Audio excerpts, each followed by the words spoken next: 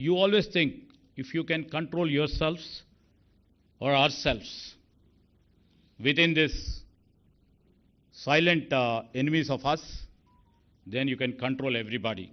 That is what. And, to all the young officers over here, governance is basically a human relationship. You should not consider it as a mechanical process. Never forget that the governance is not about the rules alone, right?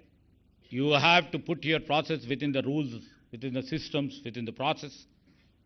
But it's not absolutely sticking on to the rules. Rules should be to think about the people who needs justice, who needs helps, who need cooperation.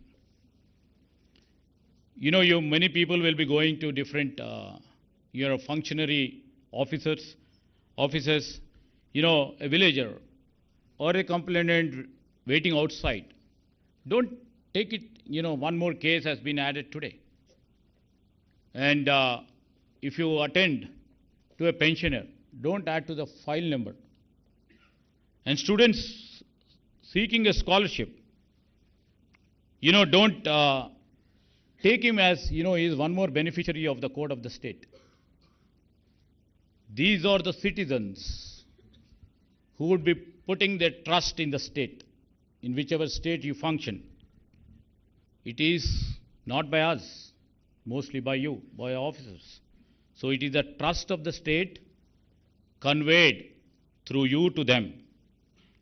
And always have little bit of patience.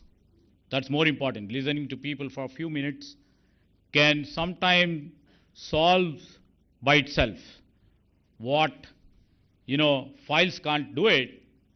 A simple hearing, a patient hearing can solve the problem. Everybody knows it. A patient going to a doctor sometimes gives for medicines for the ailment, but ultimately it's the doctor who hears to us can cure most of our diseases.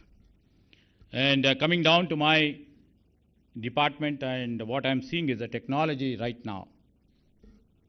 I, being IT ministers, many people would have gone just now. The Director General Shantakumari ji was also telling about you people visiting a couple of data centers, couple of technology centers over here. This state, as everybody knows, this is a technology-driven state. And now that we are taking our roots to become the leaders in the terms of AI, artificial intelligence or cutting-edge technologies.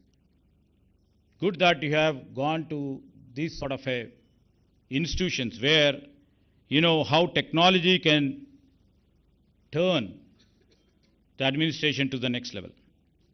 India as such on the broader scale using technology, data, and also the digital platform to transform our governance. This is a powerful tool now. Technology is a powerful tool. But keep it in mind, when technology also can be dangerous if not guided by empathy. And that's you become, if it is not served through you with empathy, you all will become robots. Technology as such has to be leveraged by you. The use of the cutting-edge technologies like AI or cyber security, by the time you become, the senior officers, many more technologies keep coming up. The quantum computing, maybe in 5 years or 6 years of time, may take the precedence. So where technology you should use to empower citizens, not to intimidate them.